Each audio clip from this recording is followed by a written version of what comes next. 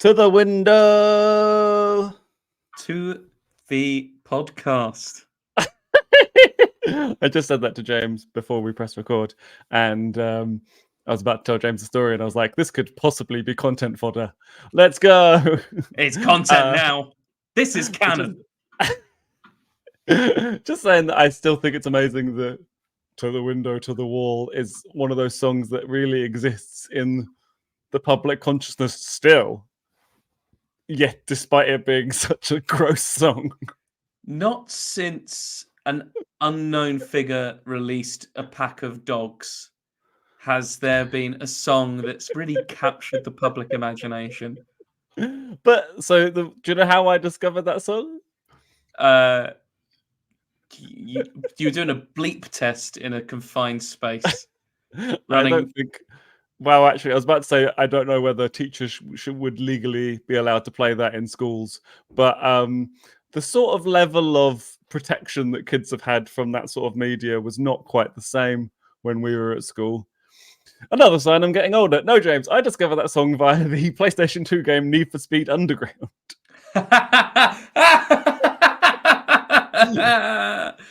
And it was bleeped to Christendom, which I didn't know because I never heard it before. And you're driving around and there's car noises being like, so I didn't know that half of it was being bleeped. And then I heard the actual thing in a nightclub in Leeds when I was at university, and I was like, "Oh my word, this song is foul." I'm just trying to roll around at the speed of sound. Is that a Coldplay reference? No, it's a Sonic the Hedgehog reference. No, Sonic had its own like Mario Kart racing game, which is like several but it was like they're in cars driving. It's like I thought the whole raison d'etre is that he can go fast, and in fact he simply must.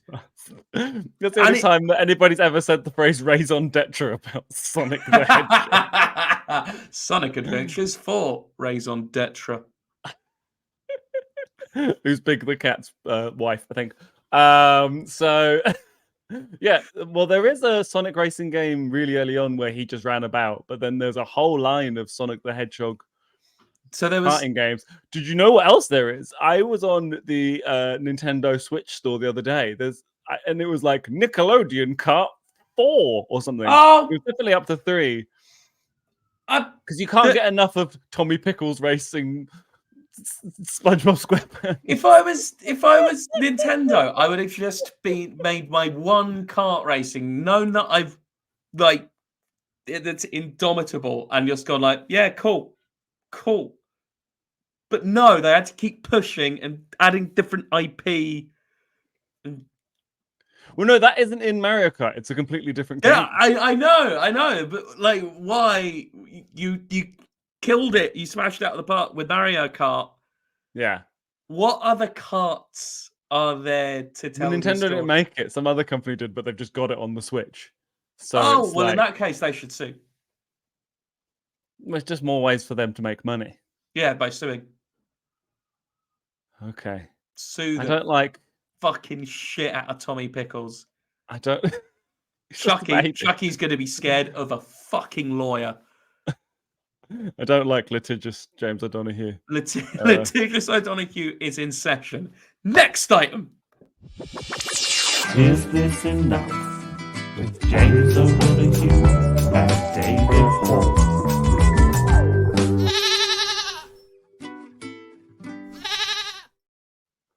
That was exceptionally timed. Thank you. It's beginning to look a lot like syphilis. And welcome to episode 25 of Is This Enough?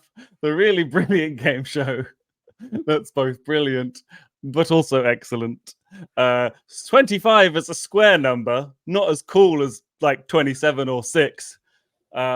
We've made up 3 rounds for each other, and neither of us know what the other has in store.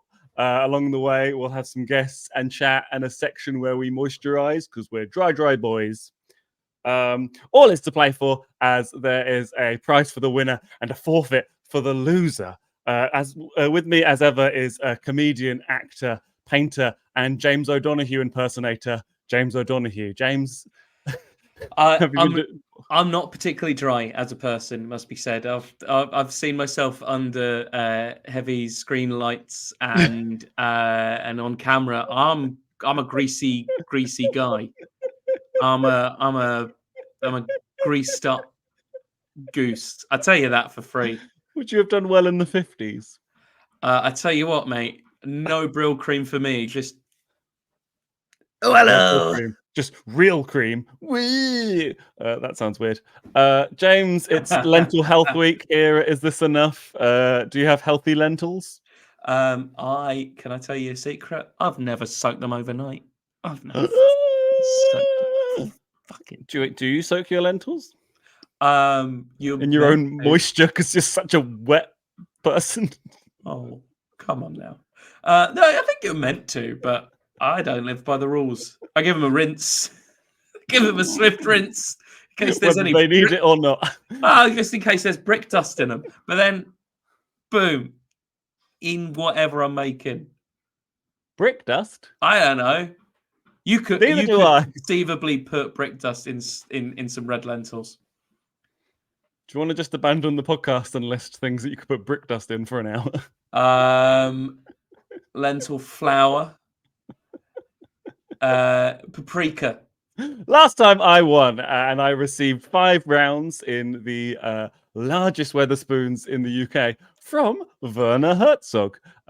Delicious, although my beer tolerance is low, so I was hungover. James lost, and he had to go 5 rounds in the ring with Klaus Kinski. James, how did you fare in the fight? I died. I died. Oh, no, that's pretty so sad. early on. Would you like us to put brick dust in your coffin? Nah, because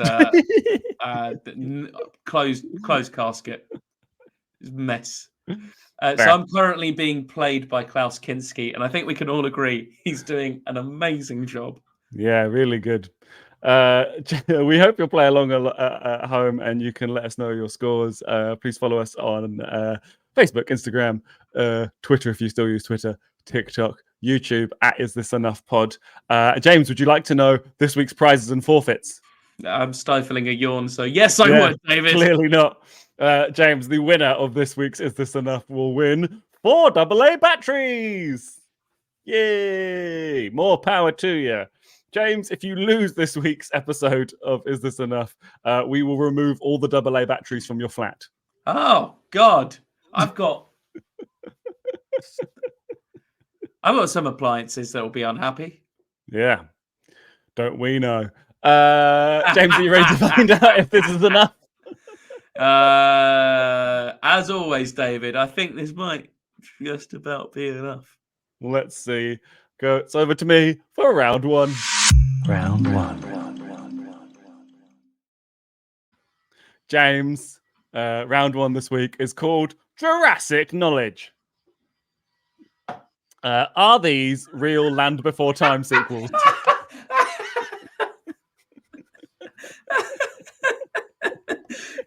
It's a couple of things in that. Number one, the puns gone, dead now. Just knowledge. Not necessarily. There's a J. Okay. Knowledge. Number 2, knowledge. Jurassic knowledge. I liked the hasty drinking before announcing. That was great. I needed some squash. James, The Land Before Time is a 1988 animated dinosaur film directed by Don Bluth and executively produced by Steven Spielberg, George Lucas, and Kathleen Kennedy. And long before the phrase cinematic universe even came out of a human's mouth, they made a metric shit ton of these films. James, have you ever seen Land Before Time? I saw like the first one when I was little and had a childminder. It's a weird, bad, sad shit film. Would you like to feel sad with dinosaurs? Yeah. It starts off with like a dinosaur's mother dying. Yeah. Yeah. It's just way before Up and everything. James, I'm going to tell you a Land Before Time sequel, and you just have to tell me if it's real or if it's something I made up with my thoughts and feelings. This is for 2016 points a question, as 2016 was the year in which the most recent Land Before Time film came out. What the fuck? What? Are you ready? Yes, please. James, question number 1 is Land Before Time 13, The Wisdom of Friends. A real Land Before Time movie. Oh, probably. That sounds like the kind of suck-ass thing they do. I don't like the phrase suck-ass in any way, shape, or form. Not entirely comfortable with it myself, but there we are. No? Fair enough. Well, you tried it on for size, and you also managed to get yourself a wicked 2016 points. Correct. Question number 2 is Land Before Time 0.5, The Land Before Time, a real Land Before Time film? I am going to be generous and say no. Correct. I made it up. It's some variety of bullshit. You're doing so well at these Land Before Time questions. Question number 3 is Land Before Time 11, Invasion of the Tiny Saurus, a real Land Before Time film? For the audio listener, James is covering their face with their hand. They are face palming hard. They're picarding. In Land Before Time 11, The Invasion of the Tiny Saurus. What are you saying? Yeah, that sounds exactly like the kind of bullshit they'd pull. I like how you think it's run by a conglomerate. Yeah. It's clearly just a franchise that somebody picks up and goes, can we do anything else with this? And they're like, more direct-to-video sequels. Yeah. The second one was direct-to-video. They didn't even get a second one in the cinema. Correct, James. Invasion of the Tiny Saurus is real. Great. Who's keeping up with the canon? Kardashians. They love it. Keeping up with the Kardashians is watching them watch the Land Before Time films. James, question 4 is Land Before Time 6. Why is Jeff Goldblum here? A real Land Before Time film. I wish. I wish. That sounds like it would be good. And therefore, not something they do. So that's a no. They're just looking at how many Land Before Time sequels they are, and Jeff Goldblum's going, you spend so much time wondering whether you could. You never stop to think about whether you should. James, correct. That's another 2016 points to you there. And question number 5, James, is Land Before Time 16, We're Going to Be Turned Into Petrol, a real Land Before Time film? I am imagining that it's not actually part of that film. It's part of the small section of that franchise that Sony somehow has. And they've got a film that's just a big old bubbling thing of petrol. My mother was a dinosaur in the Amazon. Does that mean that the film Cars is in the Land Before Time cinematic universe? Well, no, James, because well, hang on. What are you saying? What's the? Does that mean? Is the question? Is that or isn't the Land Before Time sequel? No, it's not. Correct, because they stopped at 15 because 15 is enough apparently. For a long time, clearly. 2007 they released the last one, and then now they've gone up to, in 2016 they did another one. I remember it happening. I was like, there's another one. They've only gone and bloody made another one because 2016 hadn't got enough going on already. To quote the guy from the TV series, from the TV movie Threads, they did it. They bloody did it. James, at the end of that round, you have 10,080 points. It's over to you. Round 2. David, this round is called Who's Afraid of Virginia Media, in which we shit up. Of course, we can't do that for legal reasons. Round 2 instead is called Are You Experiencing? Oh. David, It seems like every other week a new experience promising to be an immersive adventure opens up. And that while there are some companies that make immersive things with love and care, a lot of them have decided to jump on a bandwagon that should be a bandwagon. Hey! Any disused shopfront could be converted into a walk-through perambulator's paradise. Why pay an actor to just work for the duration of 1 or 2 shows a day when you could make them work on a loop for fucking ever until they want to die? I don't know. Ugh. Sounds weird to me. Is it a tax dodge? It sounds like a tax dodge. So, are these some real immersive experiences, or have I made them up? And if so, how and why and when? Each correct answer is worth 9,000 points. Holy shit. Can you tell what happened in the news this week, folks? Because this will be released in like a month or so. Can you tell what happened in the news? Do you remember? Do you remember what happened in the news this week, folks? To be fair, the podcast I'm editing to release later on this week was from before Christmas. Yeah. They're getting there. They're getting there. There's going to be a point where you're like, oh, I remember that. Instead of, Yeah. oh, yeah. At the moment, we're still, They still don't know about Christmas. Yeah. They don't know about the Christmas massacre of 2023. Hey, keep it light. Keep it light. So, are these real things or not? 9,000 points. There we are. David, is this a real immersive experience? Escape from hell. Is this a real thing? Like an escape room. From hell! Yes. Clearly, yes. I'm sorry, David. No, that's any green room for a comedy night where all the acts have done just about fine enough. So I cannot give you the point there, sadly. This is going to be a well-researched roundabout immersive experience. This is looking a lot like a trauma dump, young day.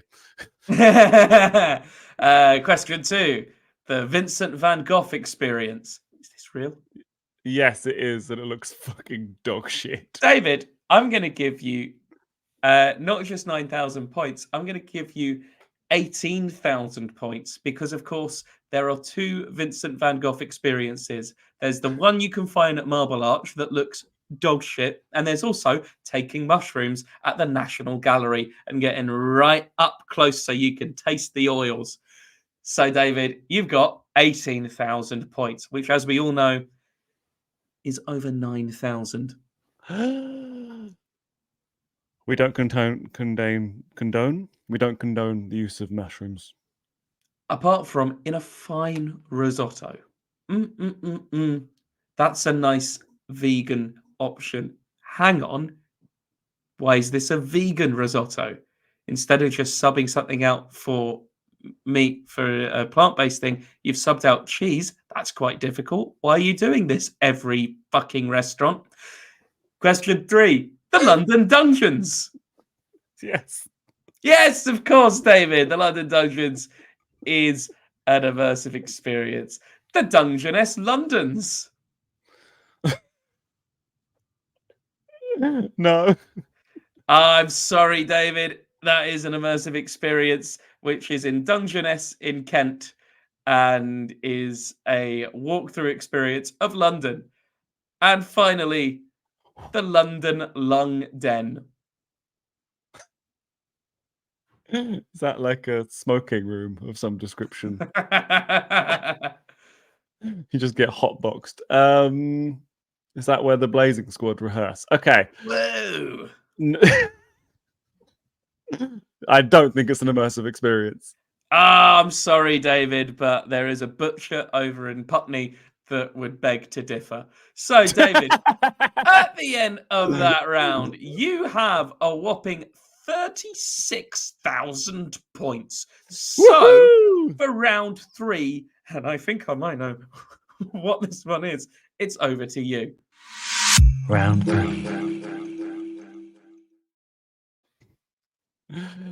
James, this round is called Glasses or Arses. I'm going to show you a picture and you just have to tell me. No, it's a fake round.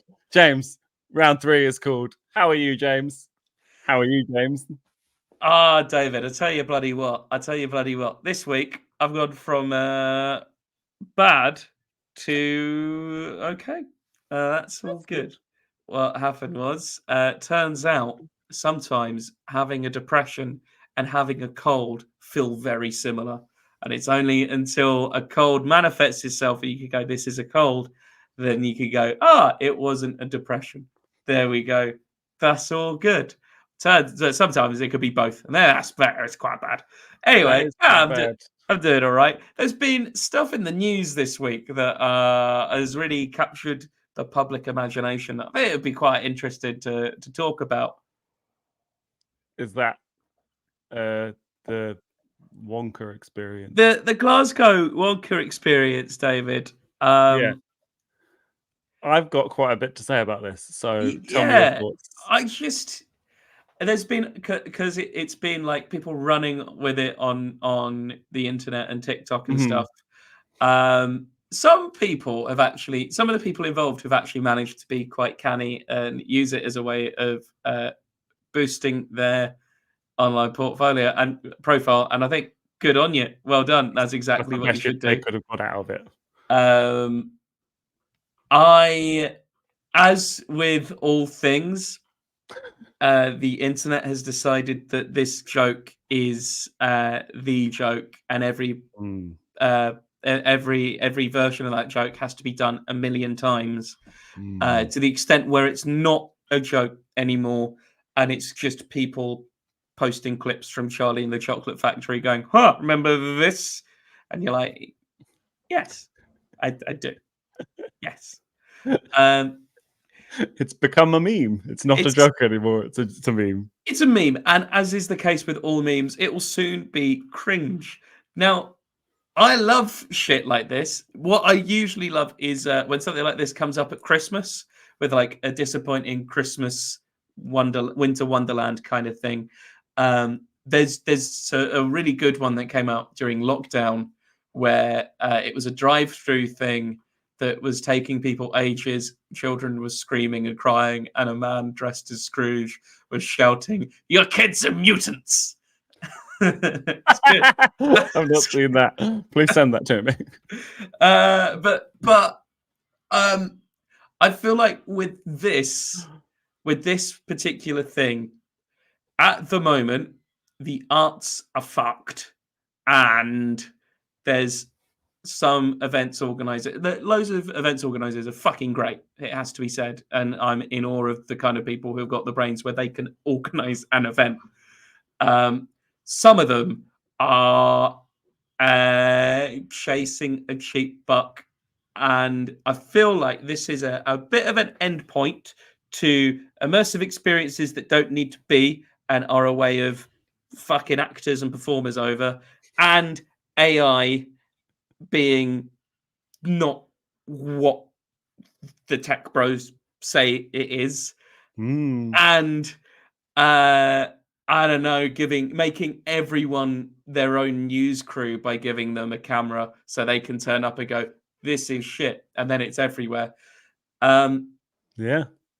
And I guess kind of Scottish Twitter as well. The whole kind of like Scottish. No, this is only aiding it, I think. No. Like, I'm just saying, like, this is like, I think this is maybe Scottish Twitter's biggest hit so far. Is this their end game, and they don't know how they're going to top it? If they've got a No Way Home behind it, but they'll soon be into the Wasps. Oh no, we're in the Wasps now. But that's a new version of In the Weeds. We're in the Wasps. Do you want me to tell you what I think whilst you collect your thoughts? Because I feel like you've splurged and you sort of mentally drained. Your face looks like you've mentally drained yourself a little bit. I think it's funny, but I also, as not even coming from the perspective of an actor, as a comedian, we have all done gigs that have been organised that badly and has left us like the depressed Oompa Loompa. I was about to say no, but then I was like, maybe not. So here's my thoughts. To your point there. I initially didn't know what was going on, and I was just some days you're just not on. You've got stuff going on and you're busy, and then you look at social media in the evening or the news, and you're like, oh. Fuck, I have no idea what's happening. Or somebody shares a photo to you and they're like, huh, and you're like, I don't have any context to what this is. And you sort of have to work backwards rather than like seeing the news story, then seeing the memes and the jokes. And this was that case where people were showing me things and I was seeing stuff. I was like, I've no idea what's going on. And then I had to like work it out from context clues. And I was like, oh, okay, there's been a bad Willy Wonka experience. Has it got anything to do with the film? Not really. It's just riding off the coattails of it. And then I found out that it was written by AI. And the guy who was running it has 17 AI generated books on Amazon. I didn't know that. Yeah. And so basically, I initially felt like this was one of those, who was that? You have no jurisdiction here. Zoom call. Jackie Weaver. Yeah, that went over my head more than most things do, where the Jackie entire Weaver internet was is like, a Tory as well. It just went over my head, and I had no idea why people were enjoying that until I realized how deep into lockdown we were, and they were all miserable. And I thought it was just going to be another one of those things where here's the main thing that I got from it initially was it didn't affect that many people. It affected the people that went to it and the people that were there. Why is this absolutely everywhere? And then I saw the video of the masked person coming out from behind the mirror, and I was like, okay, that's fucking terrifying. This is more, because I thought it was just like a bad set and some people badly dressed as Oompa Loompas, and I was like, oh, that's not great, but whatever. And then I saw the mask thing, I was like, oh no, this is legit like trauma inducing for these kids. And then I found out it was AI generated, and I was like, hooray! Yeah. Yay! We've just had like a year's worth of people discussing and striking over like whether AI should be used to make stuff. And then there's just a really, really big news story where someone's like, hey, I made something using AI. And it's like one of the worst rated, ridiculed things that's been made in ages. And I was like, yes, that's great. This is really, people are going to not want to do that. And they're not going to want people to find out it was AI generated because they'll be like, what, like the Wonka thing? So it's kind of, apart from the trauma and the bad acting and the thing, like I think there's like, for the industry as a whole, potentially a good thing that can come out of this, and that's that people aren't going to trust AI as much. I feel very sorry for all the actors who are just like, I want a job. Can I get a job? Oh God. And I've heard about people doing it in like escape rooms and in immersive experiences before, and they're just sort of like on standby all day for shit money. And this one just seemed like it was really bad.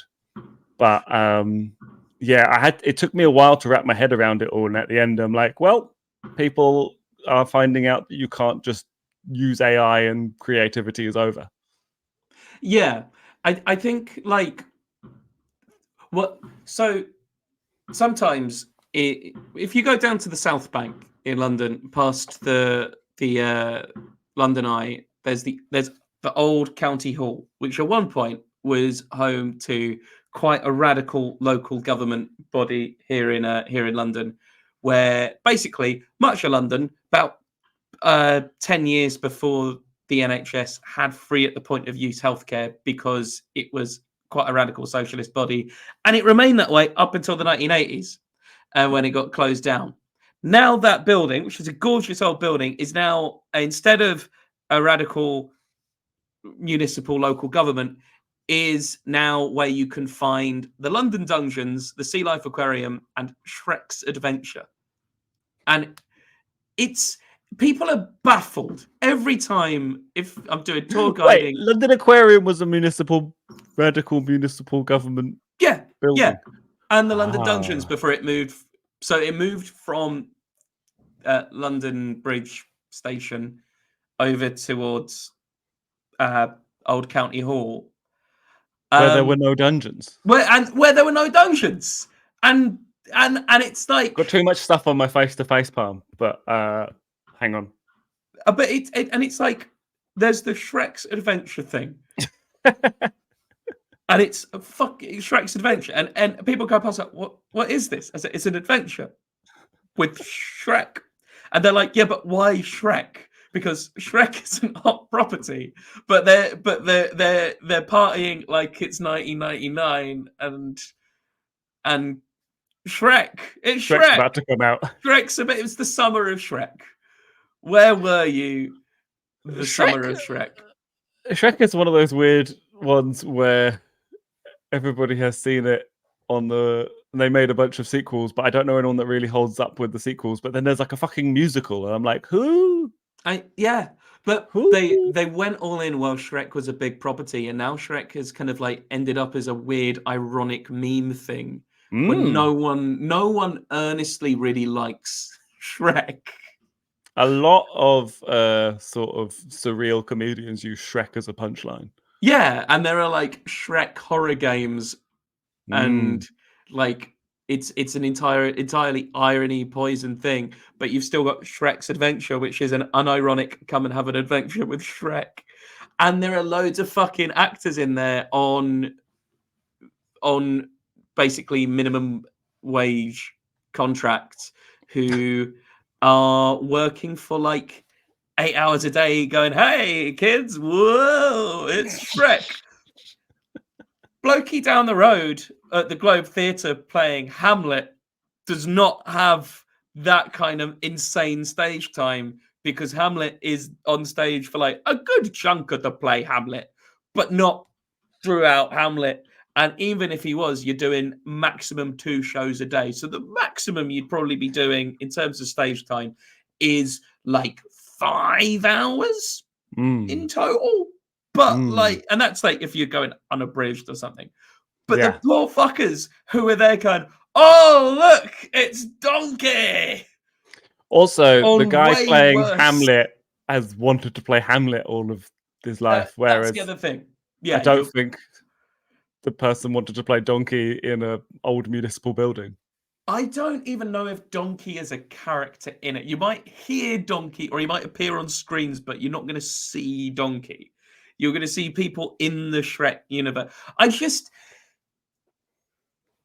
There's just a lot of people with CGI curtains. Some stories work immersively, and I think they're fucking great. And some of it is about selling. Like there's like a Peaky Blinders thing, and that's more about selling the atmosphere than it is like the plot. A Doctor Who immersive thing, it's more about selling the atmosphere of a cool sci-fi thing. It's not actually going to be canon, and if you do make it canon, the fuck? So in the next episode, the Doctor's going to be like, oh, why is your hand purple? Oh, because of that thing that happened in a converted warehouse on the outskirts of Cardiff. Remember? You were there. Tell the camera.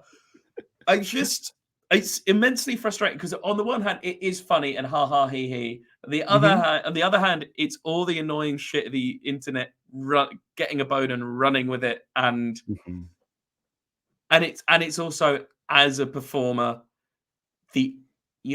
arts needs really fucking good admin, and I'm sick of the admin being put on the people who are not there to do the fucking admin. Be that asking comedians to bring a fucking friend. No, fuck off. You're a booker. You're a promoter. Promote your night, dickhead.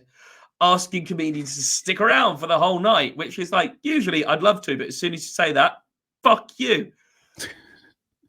Or like saying to, or just, something's going a bit wrong out there. The performers can work as front of house staff. It's like, no, because front of house staff are fucking great, and 9 times out of 10, they're a really key reason why a night goes well.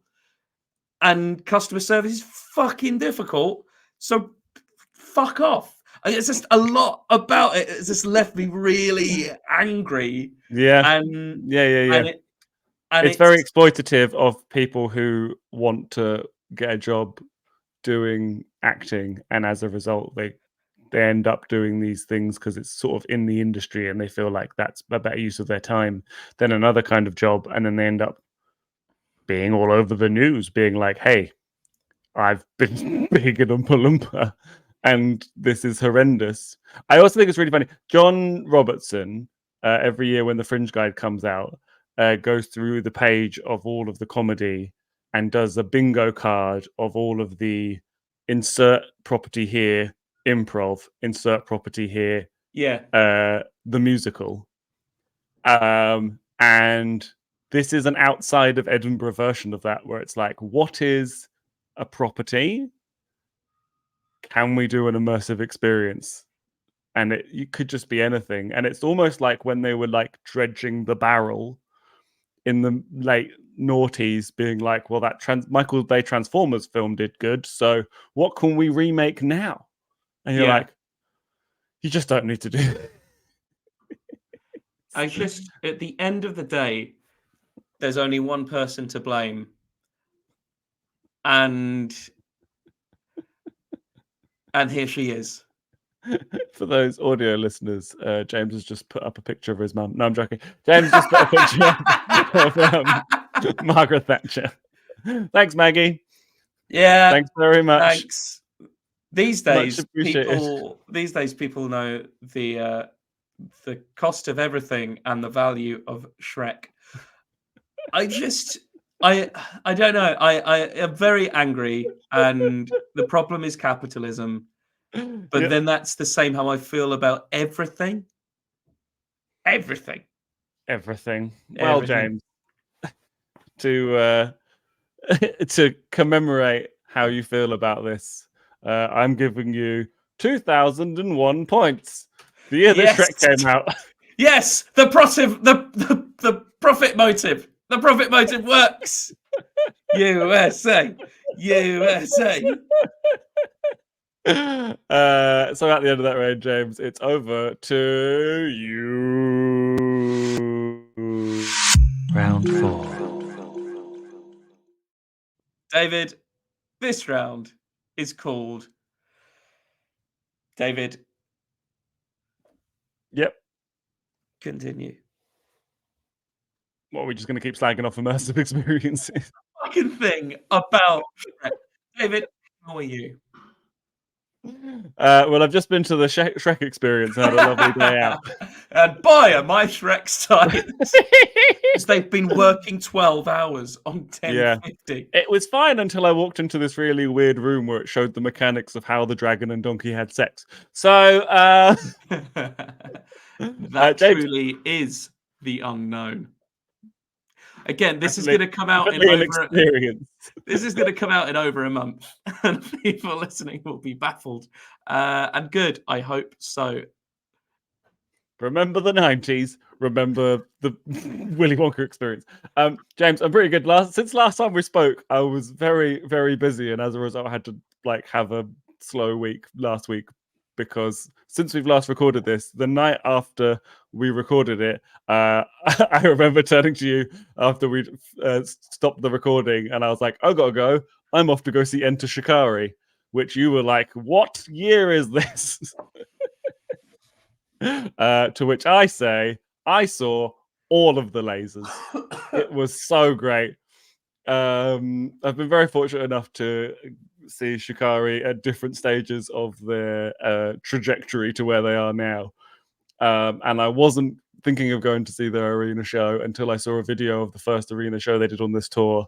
And I saw some of the lasers, and I was like, I think I need to see all of the lasers. Happened to have a free evening when they were playing Cardiff, and managed to get myself a ticket and go. And I was on a balcony in between two layers of lasers.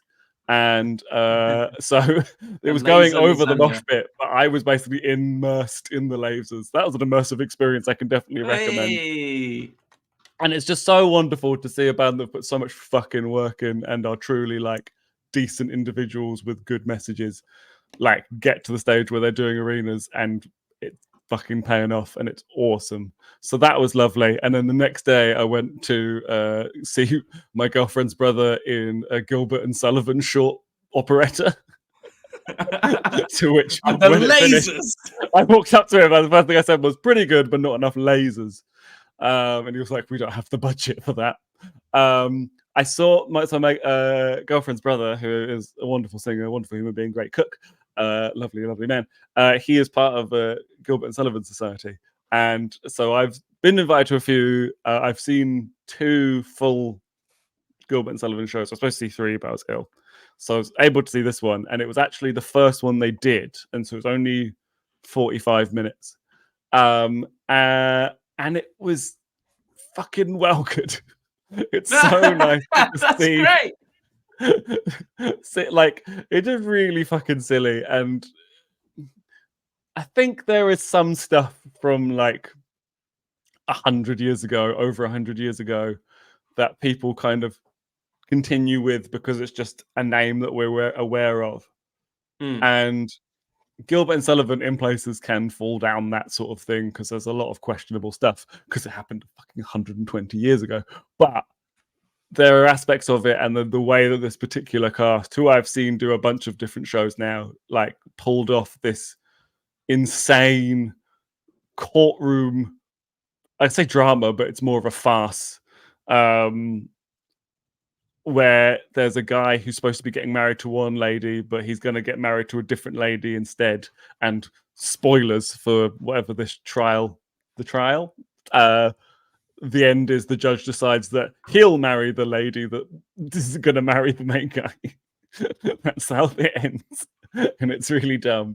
That's It's really silly, and there's the jury was made up of old men who were supposed to be incompetent, but it was the middle of afternoon on a Saturday when they were probably more tired than usual, and they had only had 2 rehearsals, and they all forgot their lines, and they were supposed to come across as incompetent.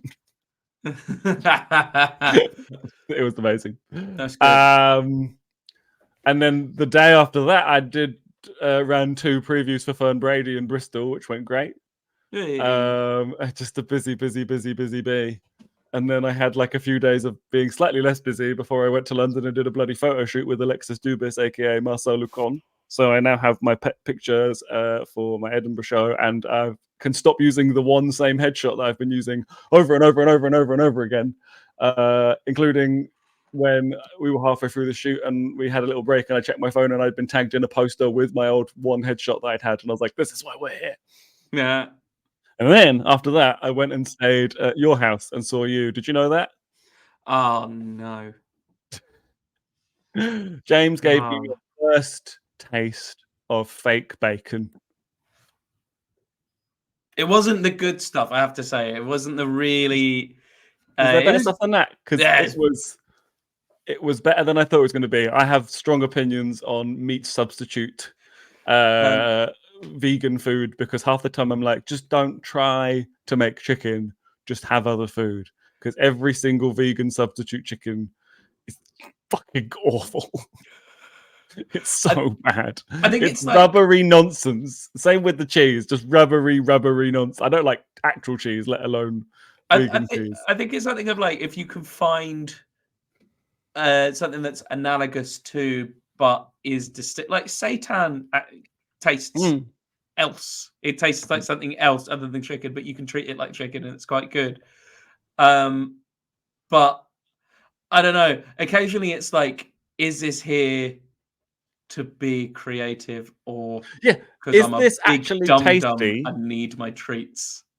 Is this actually tasty, or do you just want to not have FOMO at a breakfast? Like, do you know what I mean? Like, vegan sausages, fine, because there's lots of different types of sausages and it's just another different filling. I would have not ever had vegan bacon, but I was served it and it was crispy, and I was like, I'll give it a go, and it was, fine. It's good. Thank you very much for giving me a lovely breakfast. Yeah, 10. Oh, did you hear someone doesn't like vegan bacon. It's my dog being like, fucking work nonsense. But it was lovely to see you and your partner James, and we had a lovely time. And my partner James.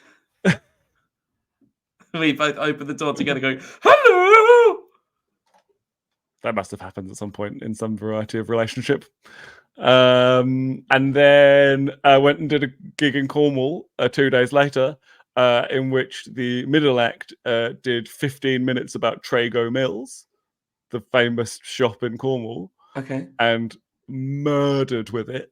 It was funny, but it was in Cornwall, and like it was a very good bit about Trago Mills, but the audience was in this tiny little town in seaside town in Cornwall, and they were just lapping up this Trago Mills stuff. And then I went on as the headliner, and they did about 3 jokes to a mid response, and then I was like, "I'm sorry, it's not about fucking Trago Mills," and that was my biggest laugh of the night. I don't know how well that Trago Mills material will go up in Edinburgh, but let's see.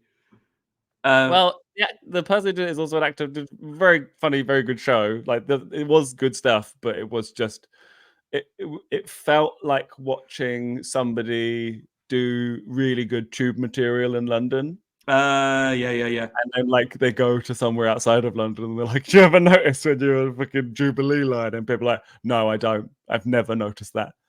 So more power to the person. They were a wonderful person. They were good, but it wasn't even that. It was that. There's nothing against the comedian. It was more about the fact that the audience was so Cornwall that when I went on and just tried to do just general material about stuff that wasn't specifically about Cornwall, they spent a good time. At the end, the bar ladies, who were wonderful, were like, "We liked your set for 2 reasons. 1, we enjoyed it, and 2, we like staring at that lady not enjoying your set." And it's just a very clear woman in the corner, like. Well, the audience is there going, "Tell us of the sea, boy." Yeah. So that was fun, and then a bit of a rest week, and then on Friday, James, I messaged you about it, but I haven't told you about it specifically. For my girlfriend's either birthday or Christmas present, I got 2 tickets for her to see an orchestra do the music of John Williams and Hans Zimmer.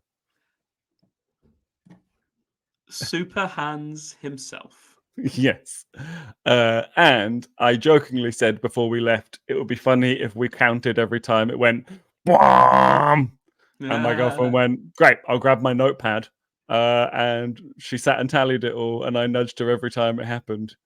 And I can conclusively say that it was 171 to Zimmer and 81 to John Williams.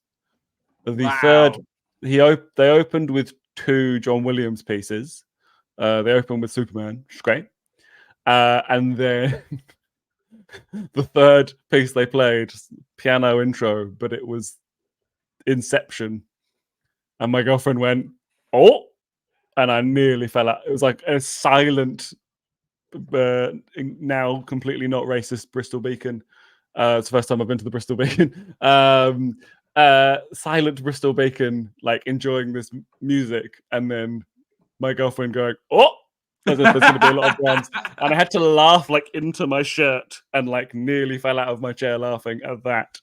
And then I nearly fell out of my chair again, where towards the end they played Pirates of the Caribbean, and that has the loudest BOOM you've ever fucking heard in your life. And it was exquisite. And at the end, my girlfriend was like, "I think we enjoyed that more than everybody else, because we enjoyed the music and the musical, but every time there was a big boom, of which there was 171 for Zimmer and 81 for fucking..." Yeah. We laughed every time. And so it was great. Nice. So yeah, but doing that and just making stuff and doing comedy and seeing my friend James, and I had a nice time. So doing pretty good. Thank you. Well, David, what a lovely story. And for that, I'm going to give you 839 million points, because that is how much money that Inception made during its opening release. So, David, at the end of that, you've got yourself 839,036,000 points. So I think you might be in the lead here. And without further ado, it's over to you. Round 5. cards on the table are definitely when in your How Are You section looked up how much money Shrek had made and went, oh, I can't be bothered to type out that number. I'll just give him 2001. And then you... Oh no! I could have given it 2010 points. Looks like somebody's losing all of their batteries. I could have added up the ages of Hans Zimmer and John Williams. Oh! James, round 5 is called Video Killed the Radio Star, but can you name the 5 other victims that the video killed on its rampage in 1979? Okay, Polly Nichols, Annie Chapman. No, James, that's a fake round. However, did you know that Hans Zimmer is in that music video? He didn't actually play on the track, but he's in the music video at the back, playing on the keyboard in a nice blue waistcoat. Well. That's a joke. James, round 5 is, of course, called Listen, Bitch.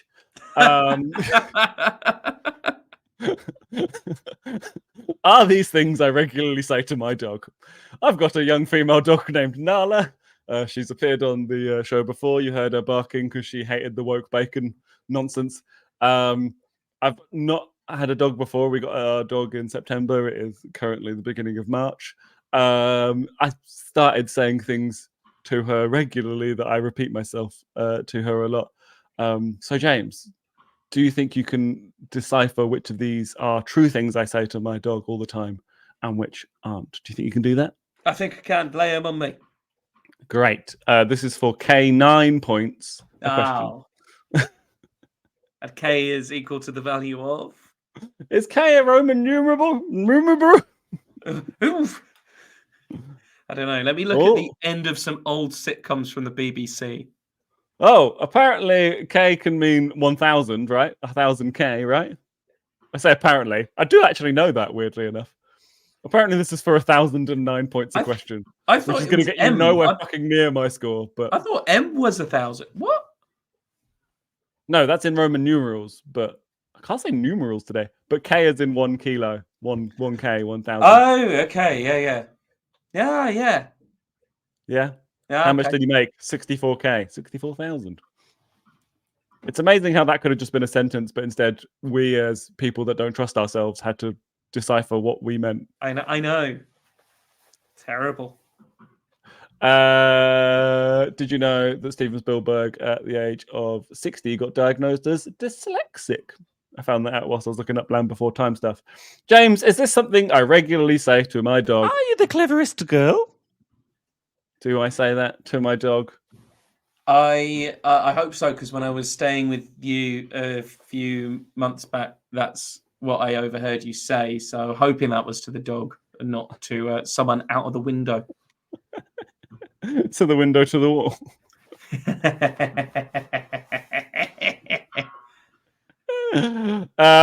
James, you are correct. That's 1,009 points to you. How exciting. James, question number 2. Is there something I regularly say to my dog? The tax year starts on April 6th and ends on April 5th. Yeah, sure. I can imagine to help with remembering when your taxes are due. Yeah. Yeah. Also, my dog needs to be reminded that pavements and nurses need to be paid for. That's another 1,009 points to you there, James. You're doing so well. Your dog is such a libertarian. Hates the woke. Question number 3. Is this something I regularly say to my dog, James? Do not go where the path may lead. Go instead where there is no path and leave a trail. I know you're very into Stoicism at the moment, so I can imagine, is that Marcus Aurelius? No, I believe it's Abraham's. But do you think I say it to my dog? Yes. Well, you'd be wrong, James, because I don't want that fucking dog running away from me in the woods. I want it to stay on the fucking path, you idiot. So no, James, that is not what I say to my dog. James, question number 4. Do I regularly say this to my dog? Entropy is the natural order of the universe, and that's why there's no more Brookside. Your dog fucking loves Brookside. Yes. Entropy is the natural order of the universe, and that's why there's no more Brookside. Correct, James. I always say that to my dog. She's like, I need to know more, but there's no more. Wants to know what else is under that patio. And question number 5, James. Do I often say this to my dog? Why did you fuck my wife? Yeah, because he's a real dog. Why did you fuck my wife? Why did you fuck my wife? No, James, I don't usually say that to my dog. You fucking weirdo. Oh, James, no, middle round. You got... wait, sorry, I gave you points there when I shouldn't have. You got 3 of them right. 3,027 points for that round. James, you are on 15,108 points. It is over to you. Round 6. Oh, David. Well, as always, it isn't quite over to me. Instead, we've got a very special guest. Quite excited about this one. This is quite a big deal for me. So, David, I'm going to get on out of here and please welcome on to the stream our very special guest for round 6.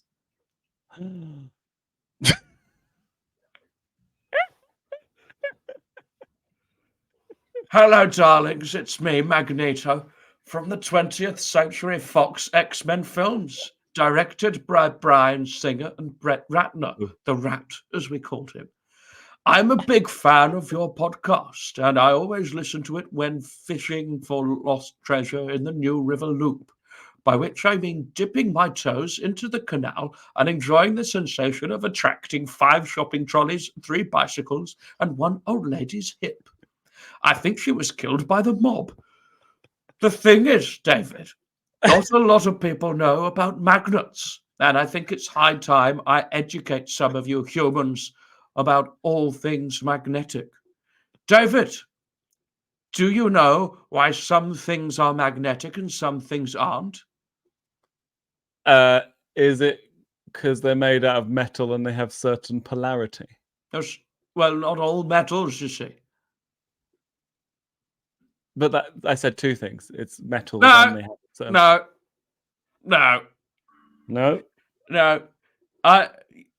Yeah, just tell you what, David, I'm a bit distracted. I'm not properly prepared for this. You see, I was in London recently and I decided to see the changing of the guard because I like their big, silly hats.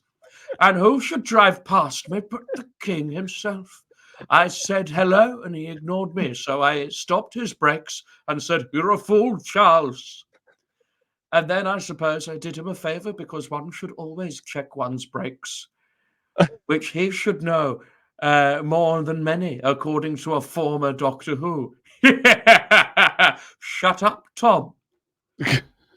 Anyway, are these magnetic or are these not?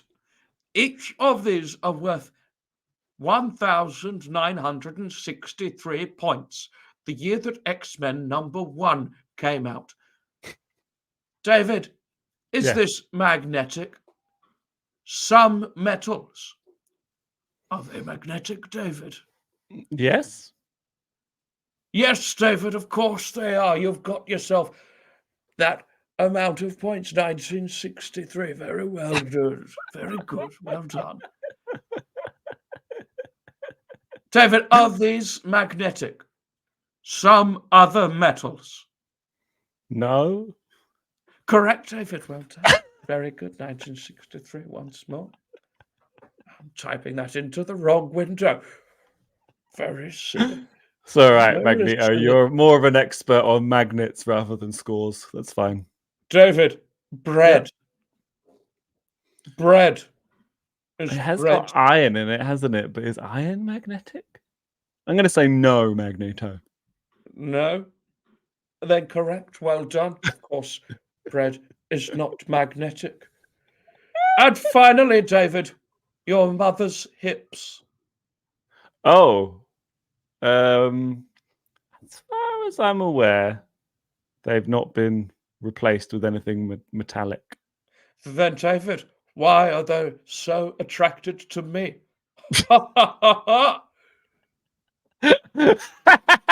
I hit him with the old Magneto 1-2.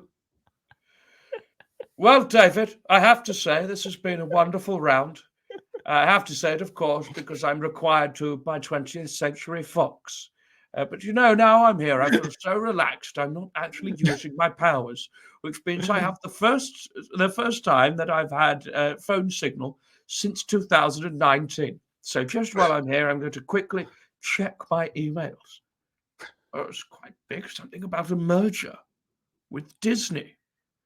Oh, a reboot of the X-Men franchise was. Well, I'm going to be rich. That's wonderful news. Oh, another email here. It's Bob Iger. Beaten to a pulp by an oik called Bazzaroni. Well, this won't do. It's canon.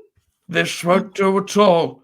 David, I have to go now. I have someone to hunt down. Goodbye. Or Bye, as Magneto. we say in the Fox universe, kill us, please. Please, let us die. Please. No, I don't want to be in Oh, bye, Oh, James, you just missed Magneto. He made reference to a joke from episode 20 of Is This Enough that some Yes. people might not have heard of, Yes. in which Bob Iger was killed by an absolute lad with a heart of gold called Bazzaroni. I know. It was, it was, I tell you what, I was listening in, I had my ear to the door because Yeah? I've got earrings and they were being pulled through the door. It was a mess. Oh yeah, you should wear less magnetic earrings when Magneto comes around next time. I should. I was asking Nish for help. He's a big Magneto fan, and it was just a bit of a to do, truth be told. But David, at the end of that round, you have got fucking hell. Why have I done this? You have got 839,041,889 points. So, David, I think I'm in with a chance. So, for the final results, it's over to you. James, welcome to the end of the show. James, unfortunately for you this week, you have 15,108 points, which is a fine number of points. With that amount, you could have won several shows. I feel like remember when Jeremy Paxman used to do that at the end of University Challenge? Like, that sort of score would have beaten any other team, but unfortunately, King's College fuckface was here. I don't know much. I remember when he did that at the 2019 general election at the exit poll. Keep it light, James. I know it's the end of the episode. I know you've just had your earrings pulled out by magnets, as well as your Prince Albert. But you've got to keep it light. Just because you lost to my casual 839,041,889 points. So I get 4 AA batteries, and you have all your AA batteries removed. Removed, sir. Removed. I've got some fairy lights that might not. What am I using batteries for? Am I using batteries? James, if people have enjoyed your hoo-has today, where can they find you on the internet? On the internet, find me at Is That James O on Instagram and Let the James Begin on TikTok. That's where I am. What about you? What about me? You can find me at David Hoare LOL on Facebook and Instagram and TikTok and YouTube. Check me out. Please tell your friends about this podcast. Please follow us at Is This Enough Pod. Go leave us a lovely review on Apple Podcasts or whatever podcasting app you use. We will be back next time with more Is This Enough. James, was this enough? David, I think, to be honest, yes. Yes, well, it was good. Yeah. I'm very glad. I'm going to, in an unrelated news, go have therapy now. Goodbye. Oh.